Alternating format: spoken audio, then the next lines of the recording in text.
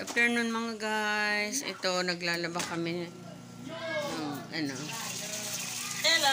mga labahin. Ayan po si Beng, oh. Ayan, ito po. Laba-laba kami.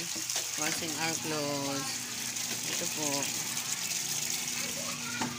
We are washing our clothes here because it's too difficult to wash our clothes here. Not like there in Dubai. I have lots of oregano also here, and some of the plants outside. They are our neighbors. This is the house of Minty.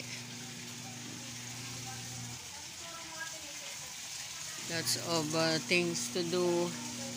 And we have the water spinach also here.